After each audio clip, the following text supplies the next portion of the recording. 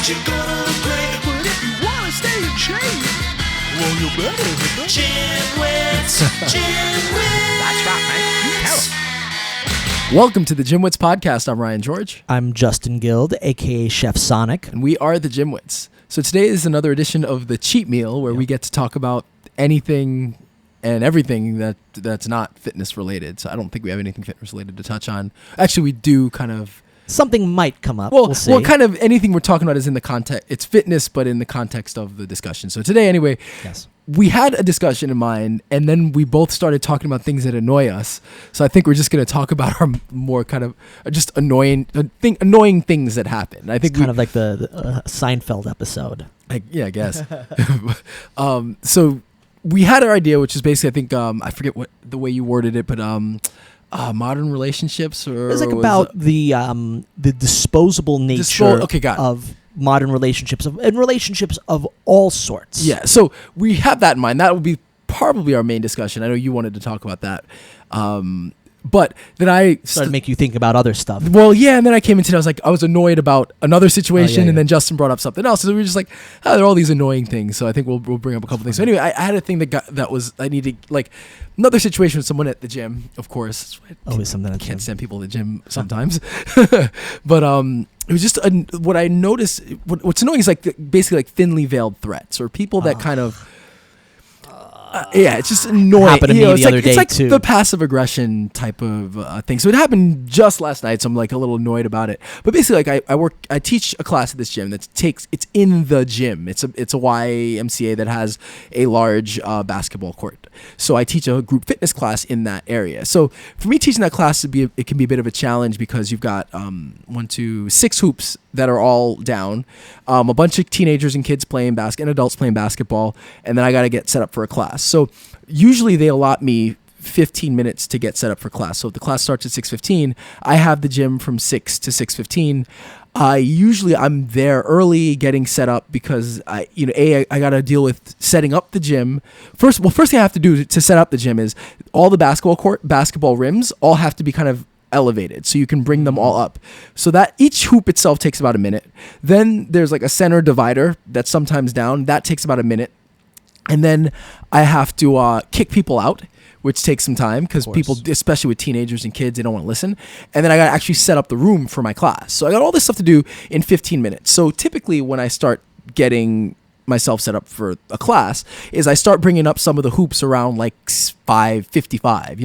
I always leave one down for everyone, at least one down for people to use. And if there's a private lesson going on, I always leave that down for the private lesson. Just as a question, why do you have to put them up and down? Why can't they just be up all the time? The reason why I put them up is if I leave them down, people will not leave. It's one of those situations where I bring them up so that I don't have stragglers who hang out and keep people. Yeah, because I can, but it's annoying because I'm trying to set up and then I got 30 people all hanging out and they don't want to leave and they want to do one more shot. So if I just start raising the hoops, they have no choice. Like they got to leave. Right. So that's part of it. And even so, they'll just hang out in the bleachers and I got to still kick them out. There's some really annoying kids in this that do that. Like they'll just kind of hang out. It's like, you got to go. They'll hang out 5 more minutes. You got to go. So anyway. So it was a guy whose son had a lesson, and I've seen him there before. I've never had any interaction with the guy, and I start raising the hoops as I usually do around. Again, it was like at this point it's like 5:57, and the guy starts yelling at me. No, you got to bring it down. You got to bring it down. My son's got a lesson. So I was like, oh, I'm sorry, I didn't know he had a lesson. So I start lowering the hoop, and then he keeps coming towards me. So now I've kind of listened to what he said. And I've been reasonable. I'm being reasonable. I'm lowering the hoop. I'm not arguing. No argument, nothing. And he keeps coming towards me, and he's like, you do this every week. We have the court till 6 o'clock. And I'm like, oh, I'm sorry, I didn't realize you had the court reserved. And I'm not saying it like ironically, like I was like, oh, maybe he does have the court reserved. He has a lesson. So I was like, oh, I didn't realize that you had the court reserved. You can don't worry about it. I'll leave it down until 6 whenever you guys are, when you guys are finished. But he keeps going. It's like, no, well, it doesn't matter. We don't have it reserved, but you're not supposed to let things up until 6 o'clock. We have the court till 6 o'clock. And I'm like, no, and then I'm like, well, look, I got to get set up for my class, so I always start setting up around 1:45, 10:02. And so then then the thinly veiled threat comes in. He basically says to me, well, look, I don't want to have to I don't have to go up and complain to somebody, but this is ridiculous. And when he said that, he wasn't saying, when people say that, like, where you see people in customer service situations where, like, they'll they'll say, oh, what's your name? And it's not because they really want to know your name because your name is on your name tag. It's like, what's your name? Because I'm going to go talk to somebody if you don't listen to what I say. So that was the way he was saying that. It wasn't like, he's saying it to threaten me. And so my response was, my manager's right in that, office across the way. You can go in there and talk to him. His name is blah, blah, blah. Feel free. And when I said that, he was kind of taken aback and just turned around and was mumbling something and walked away. But it's just like, that was annoying, and I don't like those types of it's one thing if you kind of communicate with because we'd never interacted before. It's not like this keeps happening. Yes. He said that this happens all the time, which what he probably means is I start raising the hoops all the time. But I've never had an interaction with him where I raised it or stopped a lesson. Did you even recognize him? I know I've seen him in the gym. But that's the extent of it. Like I know his face. But I think what it is he's just annoyed that I start setting up, and I'm kind of not that I'm a dick about it, but I'm kind of a dick about it. Like as far as but let me explain. When I start, do you have to censor that? I don't know. Maybe not. I don't know. We'll see. So I start raising again around 5:55. But again, I always leave at least one or two down, and what happens is what I'll do is when I start raising them and somebody comes up to me and says, hey, can we get one more shot or can we keep, I'm always very strict about like, no, I'm done. It's done. I'm raising it. I'll give them their 5 minutes. I'll let, I kind of give the warning sometimes I do, sometimes no, but whatever the case is, when anyone asks, I say no. The reason why though, is because there's a lot of teenagers and kids, if I give in to one person, then the floodgates open up. Sure. So I have to be really strict about it. So I'm not like, I don't want to be mean about it, but I've seen it work the other way. If I don't do it, then I have to deal with it, and I deal with all the people. There's so much that goes into this story about on different. You're right. So anyway, so I mean, I've seen the guy before, but I've never had an interaction with him. Maybe the only thing I can think is maybe there was a situation where I started raising the hoops and he said, "Can we keep playing for a little more while?" And I said no. So I've had people do that before too, where they're like, "Oh, the schedule says this time," and it's like, well, it doesn't matter what the schedule says. Like, I have the authority to start setting up, and I think I said that too. Is like, I can do it if you want to talk to somebody. Like, go ahead, but don't threaten me. And again, I've seen that in other situations. You'll see in like a customer service situation where someone's not getting their way, and they're wrong, and instead of giving up, that like I said, they'll say, well, what's your name? They'll resort, they'll threaten. And it's just like, don't threaten. If you have a problem, then go talk to who you need to talk to. Don't do it so that because he basically is saying it so that next time, I'm afraid and I'm worried to like raise the hoops. So I'm just gonna do it again because that's what I do. And he can. And I even went to my manager. I was like, yeah, you're probably gonna get a complaint, and told him. And I was like, yeah, this is what it is. Like, yeah, I had something similar to that happen where I was double parked legally. There's actually an hour and a half where I'm allowed to do it on alternate side street cleaning sides. And this guy's trying to get his car, his big bus through. And actually the issue was there was a car illegally parked at that time that was blocking it. So he's yelling at me and the other guy, "Oh, I'll get a cop. I'm like, get a cop, fine. You're going to make a threat to get a police officer for this." Yeah. Right. And he's like, "Oh, I heard you can't double park." I'm like, well, you heard wrong because we can. Of course you can't double park in general. Yeah. Right. So it's like, yeah, I've experienced similar things, and it brings up a lot. Yeah, people want to feel like they have power over you. And here's another thing that is sort of an annoyance, another modern annoyance, is people take things very personally. Yeah. That have nothing to do with them. Right. You're setting up. Yes, it indirectly affects or directly affects them, but they want to get 3 or 4 extra minutes. Why? Because they want it. Yeah. Right. Did he have a lesson? Did he reserve? They didn't have a lesson. No. So right. Like that's the thing. So when I saw that he had a lesson, I immediately changed it. So I did not argue with him. It wasn't like he said, typically when I start raising the hoops and someone says, "Hey, can we?" That's where I said I'm kind of being a dick about it. Like I'll just say no. I'm getting set up. I'm just like that's it. But in this case, as soon as he said, "Hey, we have a lesson," I started lowering it. I didn't even get to that point where I said no. It was like I saw what was going on and I started lowering it, and that was it. Yep. But it was kind of what you were getting at before. I don't know, forget if it was before we started talking here, but you'd mentioned like some people like to get the last word. Yes, they want to win. They want to win. They want to win the argument, and especially if you don't give them that. That it's for some people, it's like it's even more frustrating. Even if you give in, if you don't give in the way that they want you to give in, or if you don't, either if you're not aggressive back, which some people want, or if you're too passive back, they react. Or if you're not aggressive or if you're not, I guess, passive enough, they keep going. They keep going. Oh yeah, the carry on. Yeah. Where people, like, you could apologize, like you've done something, like, oh, I'm sorry, I'm wrong, or do it, and but they'll keep going. Well, you have the court until here. It's like, okay, that's fine. Yeah. Right. No, but we had it. This keeps going on, and like, why are you continuing? Yeah. And there's another thing. Yeah, he's taking it personally. Yeah, he had his lesson. That's fine. You were respecting that. But he wasn't respecting the fact that you have a class, you have a job. Yeah. It's that you've been sent to do this. He doesn't know your backstory. He doesn't know that you have a manager that said you're allowed to do this. Yeah. He just was only thinking of himself. Mm-hmm. He wasn't thinking, well, why is he setting up? Yeah. Does he work here? Is he an employee? Like, is there reasons? All he could think about was, we have this lesson till 6, which you respected. Yeah. So, and that's the thing, is that if he would have come to me, if he had to keep going, right? Like, okay, let's say in his mind, this happens often. Again, I've never had an interaction with him, but this happens a lot. And it's during a session, and he doesn't want his kid to miss any time, and he's paying for his time, so he lost a minute of his time because I started whatever it is, right? Come to me and say, hey, look, we always have, we have sessions at this time. So many better ways to do it.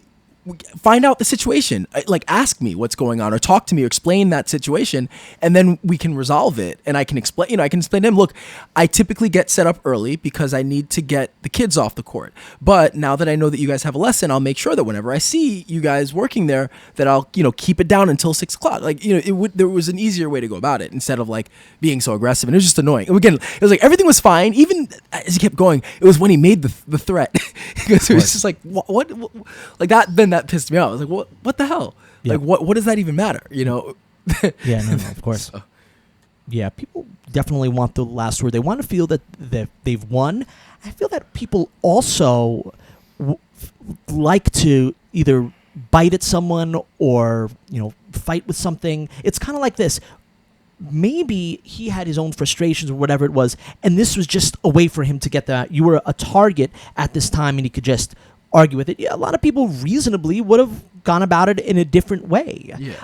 I saw something on the street that sort of perturbed me, and I see stuff like this all the time. There was construction going on, and yes, construction in New York City is very annoying. Yeah. Right? And I think that's something that, as humans, is really drives us crazy, is when something something annoys us or bothers us or hurts us, and we don't have a direct way of getting back at it. Yeah. Like, we are sort of vindictive. We like revenge. We want to be able to get even. Yeah. So, something like traffic, for instance. Who do you blame? Nothing. It's just traffic. And that's why it's so maddening, because there's no one to blame. Yeah, maybe someone made an accident and you could blame that. But really, you can't blame there's no one to blame with traffic. And that's why it's so maddening and just so awful. Now, something similar to this, I was walking down the street, and yes, construction in New York is very annoying, and you want to blame the city, you want to blame this or that, right? But you can't blame the workers. Mm-hmm. They are just doing a job. Yet, this guy was walking down the street, and there was a guy working there, a construction worker or whatever it was. He had a hat on. I don't know if he was actually a construction worker, or maybe he was just there to oversee the project. I don't know what it was. So this guy walks up to him, and he says, how am I supposed to walk around all this? How am I supposed to get around all this?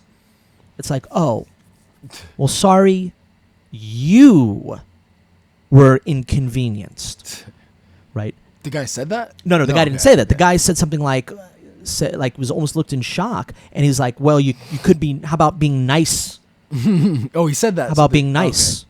Well, being a decent person. How did the person respond? I know the other person just walked away. It's like, you're getting yell at this guy for this construction work that's going on. Yeah. For all we know, the street was dangerous, and it needed to be fixed so that there weren't accidents, so that when you drive your car, there's not a huge pothole, or that who knows, right? Why there's construction? Maybe the city just was doing a project to pad someone's pockets. That's possible too.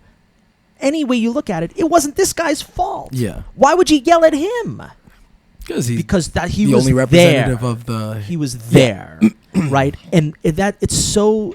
When I see that sort of stuff, it's so infuriating. It's like, you're gonna yell at him because he's there. Yeah. Really, right? What does it gain from yelling at this poor guy?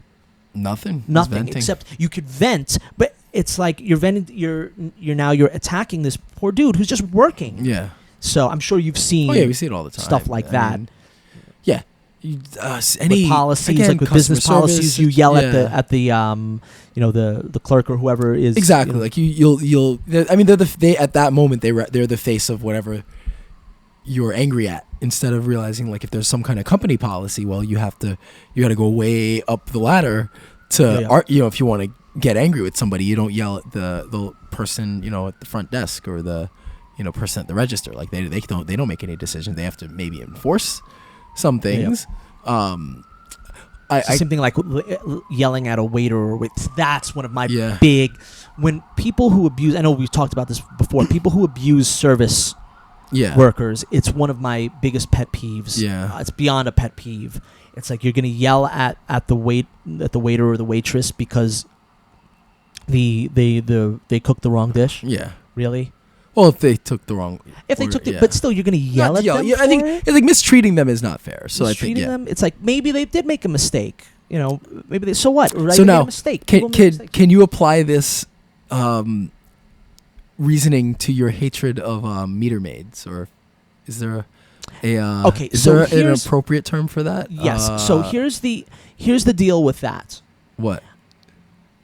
And I'll tell you what it is.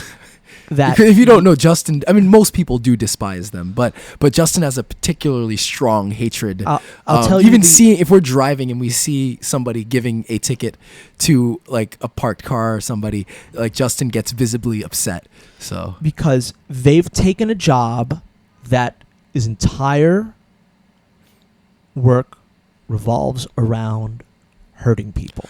But it's necessary. It's not necessary in that way. How so? Right? What do you mean? It's not. It's just not necessary in that way. How is it not? That like they're looking right for 1 minute, 2 minutes. Now I think there could be a reasonable thing for people that are parked in front of hydrants.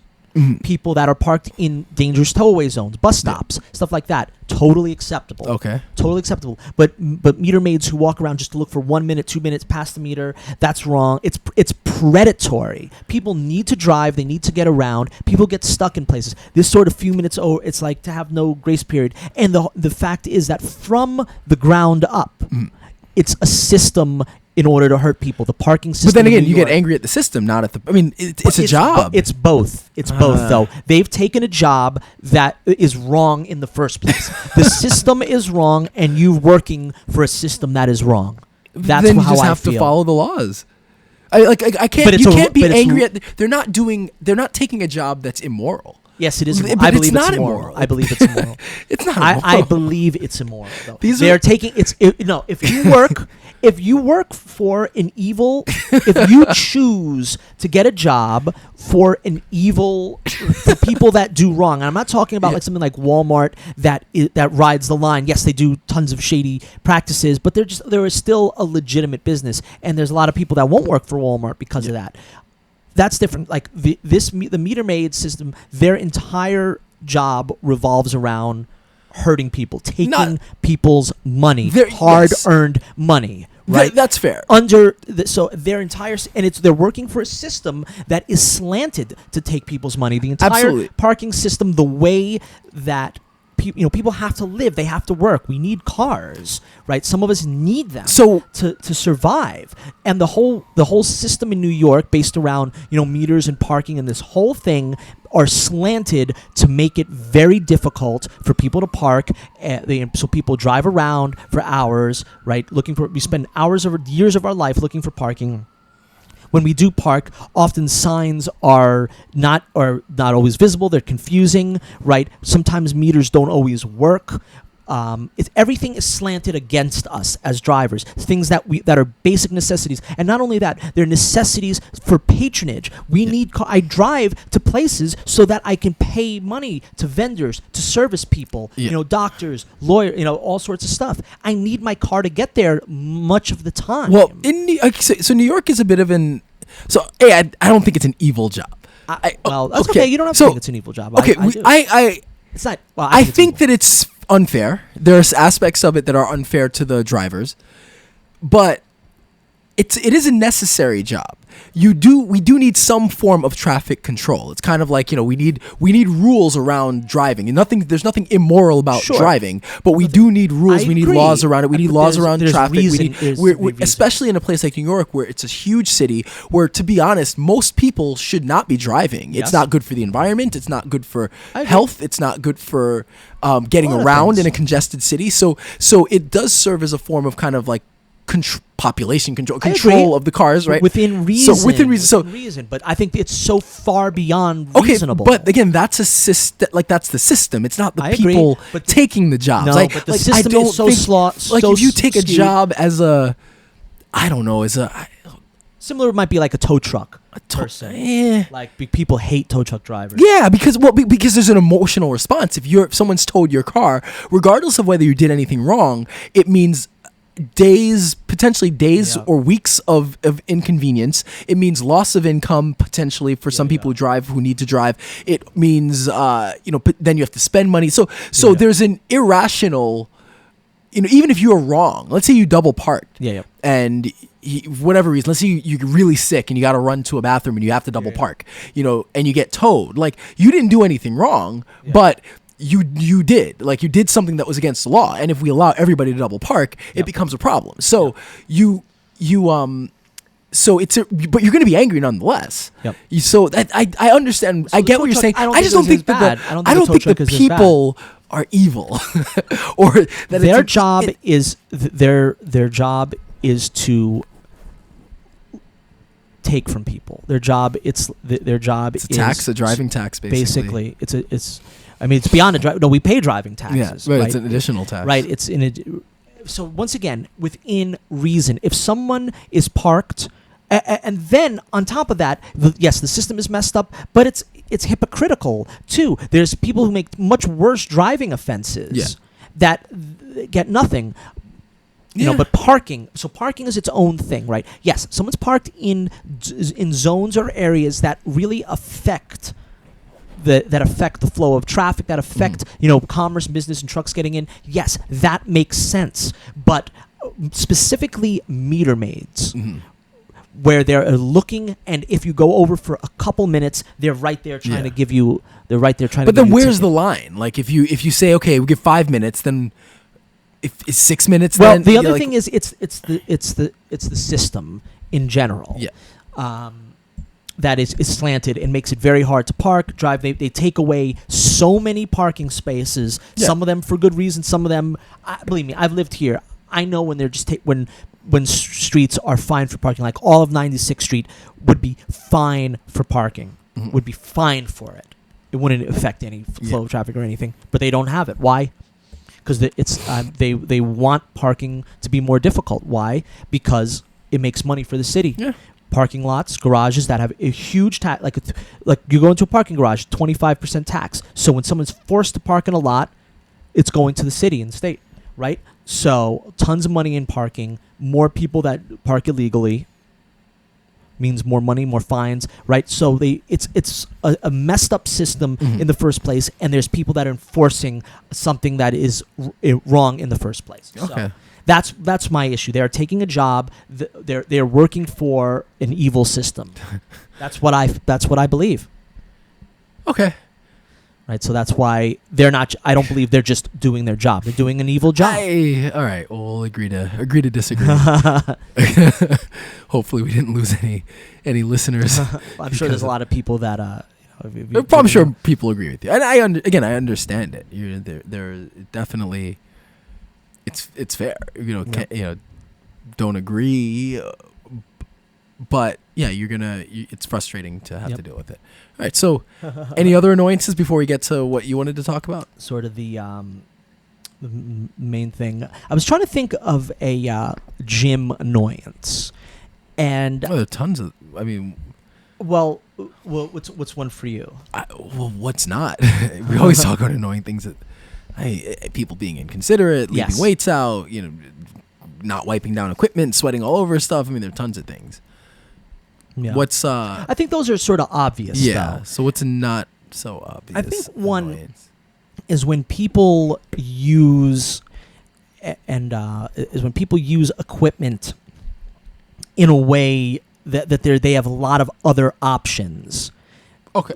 So like for me, maybe it shouldn't, but when people use the squatting rack, they'll go into the squatting rack, and often gyms only have one. Yeah. And there's a lot of exercise, but then they're doing something with just the bar, like a curl or a little tricep thing that they could do with so many other types of weights. They have the smaller bars, the smaller curling bars that you can do, small bicep stuff like that. They have tons of dumbbells. They have so many other ways to do it. Yet this person is choosing to take up all this space and use the one piece of equipment that a lot of people need to do. See, like, there's a lot of different exercises that you can do there. Squats, deadlifts, bent over rows, military prep, like so many exercises there. And someone's doing that you can only do in that spot. I got a good one that happened to me not yesterday, no, okay. like 3 or 4 days ago.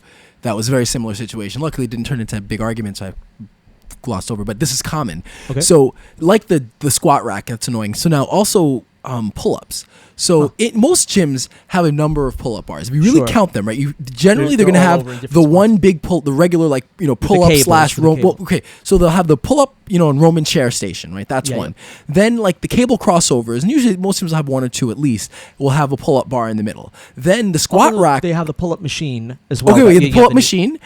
Squat racks now, especially the newer ones, will have some kind of a bar, so you can do pull-ups there too. So anyway.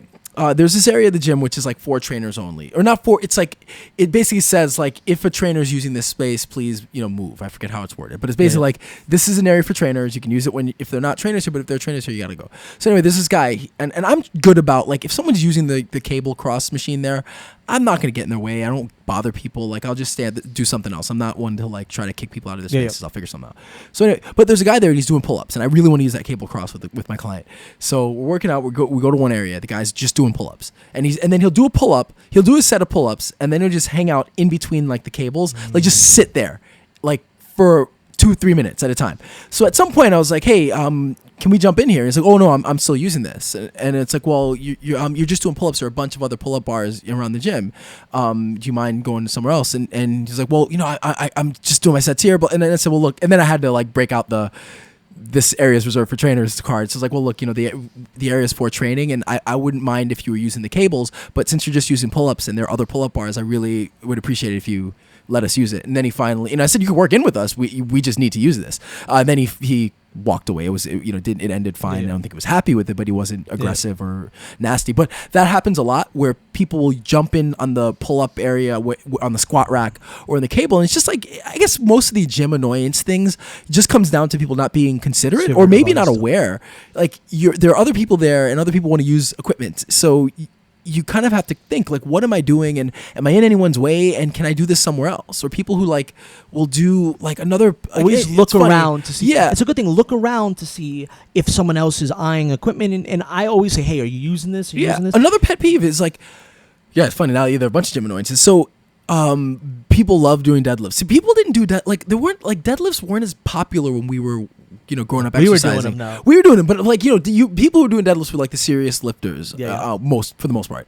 But now lots of people do deadlifts. But the problem is like, you do like squat rack is an area where you can do the deadlifts. Now, if the squat rack's in the smaller space, like again, the same gym, it's not the largest floor space in the world. Yeah. So a lot of people will do their deadlifts in the middle of the one open area there, even if the squat racks are not being used. Oh yeah. And it's like the deadlifts or any type of press of that nature. It's like, why, the full bar. Why not just use the squat rack? Yep. Why are you going to inconvenience everybody else? Because that's the one open space. So not that people even work out in that space, but like to get anywhere, like there's so much traffic going through past you have that. Your weights and then weights you've got the weights. And then the worst is some people who just will leave their stuff there, which is bad enough. But that's a normal thing. I mean, you'll see that regularly. Or people who just take the weights off, like they'll unrack their weights or rack the weights, but then leave the weights hanging there. And it's like, I think in the gym, it just comes down to just being considerate and aware. Like who's around? What am I doing? Are there other people? Is it busy? Is it not busy? You see it on, and if peak hours and all the treadmills are taken, don't spend an hour on the treadmill. Like you've got to be realistic. Like, and some people just are so it's just like it's a microcosm for life. Like be considerate of. It's like a similar concept. If you're in a crowded, like a little eatery, and like there's a lot of people that wish to sit down, and you finished your food and you have your little tiny bit of coffee left, and you're on your phone doing all sorts of stuff, and you're taking up a seat that could be potentially for 3 or 4 people, and you're just sitting there doing that. It's oblivious, right? It's like, come on, get a move on, or at least invite people to sit down. I can understand. The only thing I can appreciate about that type of, and I agree. I think the reasonable thing to do. For a few minutes after you finished eating, you relax for a few minutes. But once you've stayed, I guess it depends on the setting. A long time passed, and you see other people would like to sit down. Then it depends on the setting. Like there's a pleasure in, especially if you have a busy. Like I'm a little bit more understanding of that because let's say you have a busy day and that's your time to yourself. Yep. And I know, okay, I'm going to this place. I'm going to sit down. And I could just like unwind, or I could just recharge. I can understand. It's like this is my lunch break. I'm going to go eat. I'm sitting there. Is it the most considerate thing in the world? No, but I can at least understand how there's a personal. How long are you doing it for? Is there another space? A lot of places have those counters for just one person instead of taking up a booth for 4 people. Yeah, no, I get it. Within reason. No, I understand that. I mean, we see it all the time. I think we could probably go on forever on pet peeves. So what's this idea you had on like modern day? Because like I've not been single for a while, for about 7 years, so I don't know your pain. It initially started, and I'm guilty of it too. I initially started thinking about it in terms of dating, but then I started thinking, wait a minute, this happens in almost every facet of life, and it's the disposable nature of relationships. Mm-hmm. People are, if depending on your job, if you're dating, if you're meeting new people, you're constantly getting texts, calls, stuff like that, especially texts. Now, texts are cool and they're convenient, but they're also dangerous in a way because they don't make a real connection. It's very easy to say stuff within text, or not say something. That's much harder by phone. You can't get around it. So one thing is in dating, we all know about not calling back and not texting someone back, but depends on the situation. If someone has texted you and saying, "Hey, do you want to go out? Do you want to see again? You want to see me again?" Or "Hey," or just something like that. There's a few common texts that you'll get on both sides of the thing. Mm-hmm. One is called, which almost annoys me worse than not getting anything at all. Although really not getting anything at all, I've done it in the past, and I've completely changed my thought process on it. It's called one thing is called the fizzle, where you'll give someone. Have you made this up, or is this really what it's called? Well, I mean, I don't know if that's what it's called. That's what I call it, but it's out there. Okay. It's where someone will write one word little thing answers over large periods of time in order just to hope that you go away, right? I've done that before in the past. Yeah. I'll never do it again. Never do it again. It's just not cool, right? If someone is interested in you for whatever reason, and you're not interested, just let them know. Yeah. Right? I've on many occasions said, "Hey, I'm just not interested in this relationship. I don't think we connect on that level." And I've had women say that to me as well. And when that happens, it's like, fine. All right. But nothing is really more upsetting than when you want to see someone, you ask, "Hey, you want to go out again? You want to do this?" And they take days and days. Maybe they'll respond with an answer like yes. And that's even worse. And then sometimes you get string along. Yeah. And we understand how dating is. Like, you're seeing different people. You're not sure who you want. But it's just not fair to other people. Yeah. Say what you mean, right? If everyone did that, I think people would be happier in general. Now, here's the sort of funny thing. Oh, well, and then I guess just not responding at all. When you just don't respond at all, someone's like, "Oh, I thought he would get the hint." It's like, really? You just want someone to get the hint by not responding? No, just immediately say, "I'm not interested." That's it. Now, if someone continues to say, "Hey, but what about this?" then you can just ignore them or block their number. That's totally acceptable once you've fairly said, "Hey, I don't want this anymore." Yeah. Right?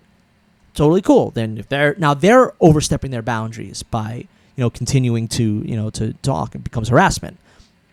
But with not responding at all, just not a cool thing to do. And I think that it's something that it's very easy to do by text.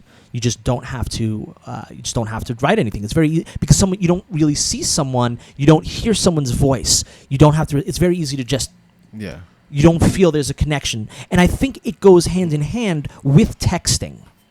Yeah. The fact that some relationships are almost built off of that makes it seem as if the relationship isn't there in the first place. So it's really easy to just, it's not really strong, it's not really secure, so I could just forget about it. And I remember thinking, this happened with, yes, it happens in dating, and it makes sense, but it's now gone to other parts of life, work, other types of relationships, all sorts of stuff like that. I don't know if you've dealt with stuff like that, where you'll deal with clients where they'll ask you for something, and then I'll respond saying, "Hey, did you want to meet there?" And they just not get back to me. It's like, wait a minute, but you initiated it. This is annoying. I'm setting my schedule partially around you, and you're just not responding. Mm-hmm.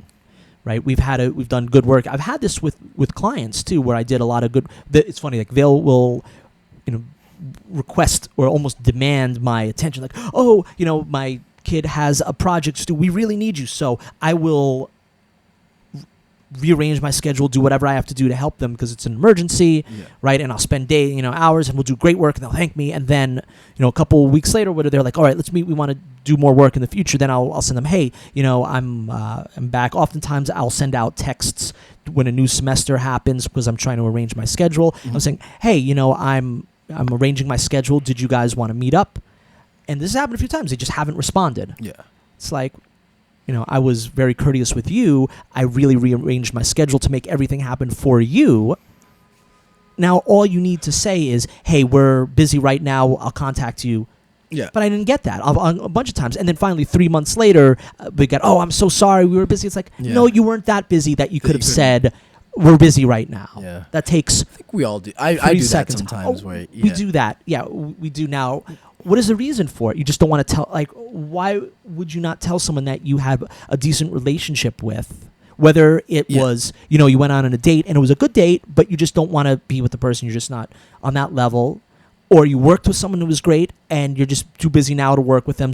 Why would someone just not respond? I guess there's this. It's interesting because texting, email. It started obviously with email and IMs. Now with texting, we've become equally.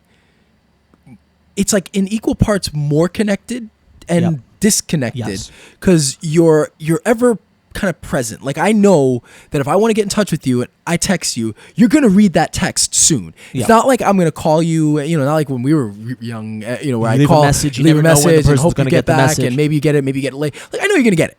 So then the question is like, when you decide to respond. Now, sometimes like I have fully, like it happens with me, I'm sure it happens to lots of people, like I'm fully intent on responding and you get text. And I just forget about it. Like, or you write the draft and something and then else you forget. Exactly. So that's happens. But more often than not, there's this, especially when it's like dealing with bad news, so I don't know if it's out of, if it's just kind of wanting to formulate the right response. Like let's say if you want to tell somebody you're not interested, it's not an easy thing to say. Sure. And definitely not an easy thing to write. So part of it certainly is easier to write it than to say it. So there's it's easier to, the act is easier, but then you have to formulate the right words. Sure. So there's that part, which is probably, there's a part that's, okay, how am I going to say this? Obviously I haven't dealt with this in that type of relationship, but I've dealt with it with business stuff or like work things. If I have to tell somebody, I can't cover this for you, or I can't do this, or I can't show up for that, or I can't do it. So it's like, some of it is like, okay, I got to formulate the right words. I've had this happen just recently. Like I was, I do 3D printing stuff, so I get some work here and there. And someone put in an order that was I made the mistake. So typically, and it's funny, had a couple people ask me about like how to get into 3D printing. So I thought maybe one sheet me will be on like getting into 3D printing. So, but anyway, somebody emailed me. Someone sent me a file that they wanted me to print, and I took a quick look at the file on my phone and accepted the job. So typically, when you get the best practices for me, and I didn't do this, was when you get the file, you open up the file, check it out, make sure everything's okay in one set of software. Then you actually put it into another set of software that basically simulates how it's going to print. And then you take a look at that, see, okay, does everything look good? Everything looks good, great. And then you can accept the job. I made the mistake of not doing that second part. So I just saw the piece and thought, okay, looks good, whatever. And then when I actually got when I actually got home and set it up, it wasn't printing right. And then I was constantly having these issues. So now I've screwed up because I accepted the job and didn't do it. But now I have to explain to this guy, like, I can't take your job.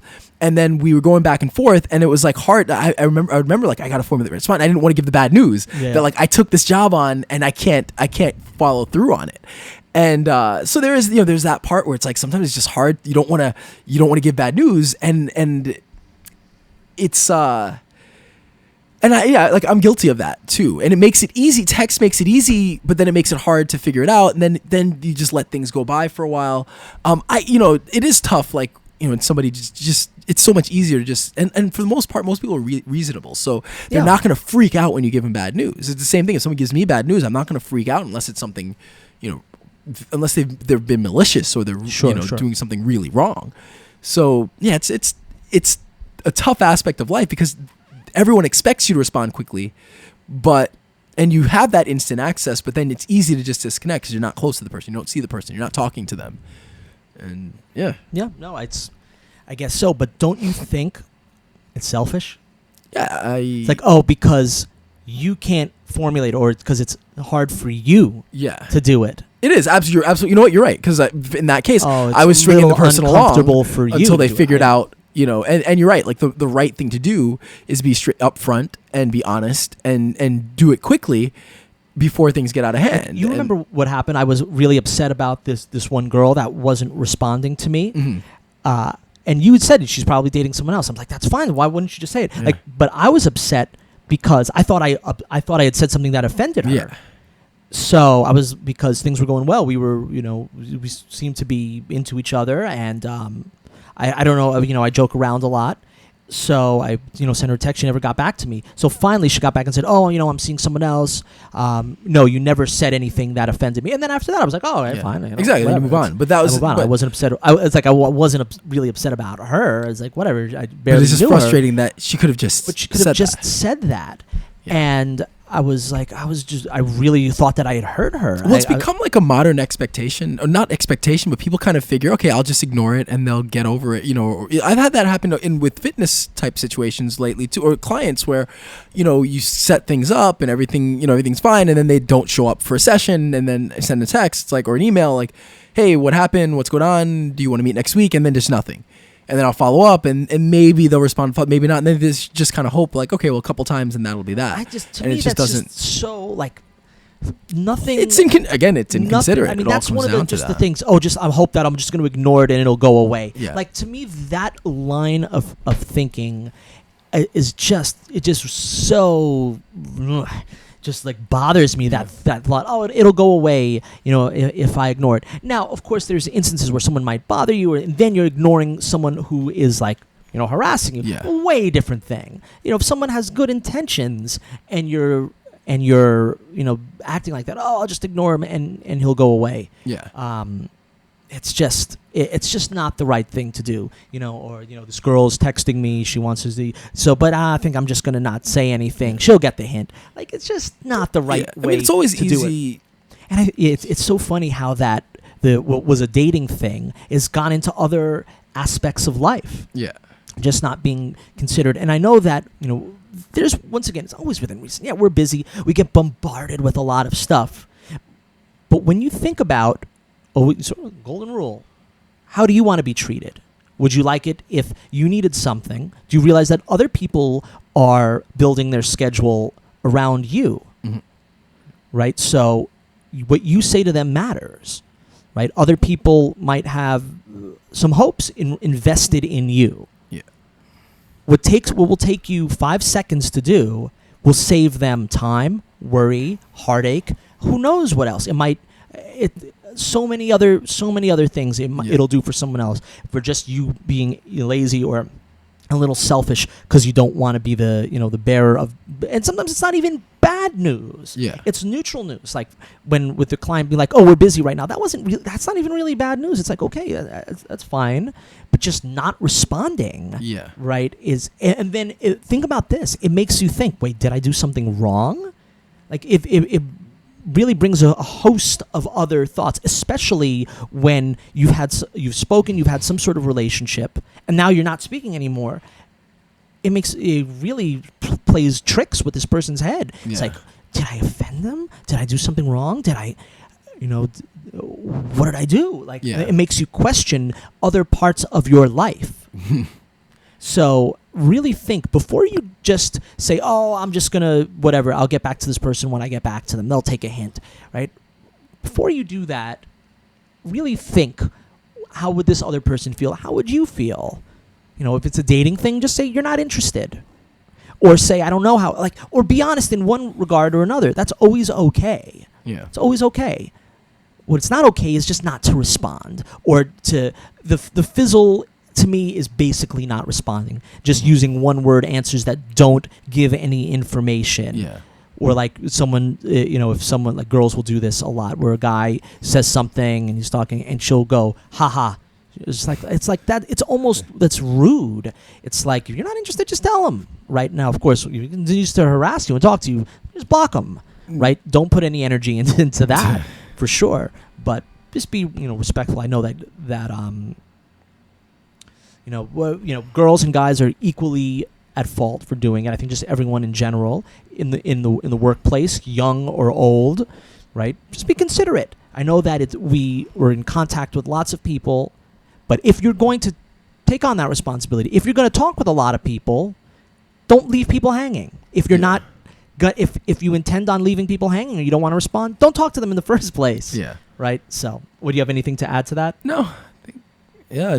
Pretty much sums up how I feel about it. I definitely am guilty of it, as we all are. Of course, we're all human. We make mistakes, but for the most part, I think if you generally try to conduct yourself in this way, I think you try to be considerate and fair. And I think also there's urgency. Like if it's something urgent, you get back to them, and you try your best to be honest. And I can see where sometimes when you're giving what you might perceive as bad news to somebody, that can always be a challenge, like wording it. And then it's easy to put it off, because that's the other weird part of it, is because you're going to text it, it's easy to say, I'll do it later, I'll type it later, I'll figure it out later. And then you just keep putting, and then until you get to that kind of point where, now it'd just be awkward.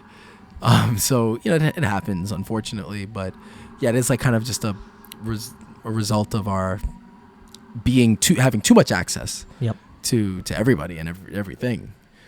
And then you add on social media, and it just becomes a mess. Yeah. So what do you guys think? Do any of these things strike a nerve with you? yeah. Or do you have any gym pet peeves or pet peeves in general? Yeah. Let us know if you've stayed on this long for a non-fitness podcast. For a while. Yeah. All right, well, I guess you know where to reach us. Yes, the GymWits.com. Mm-hmm. All of our stuff is there. And download the app. Download the app if you have an iPhone. And we will be coming to other platforms soon, or devices soon. Mm-hmm. All right, that's it. I'm Ryan George. I'm Justin Guild, a.k.a. Chef Sonic. And we are the GymWits.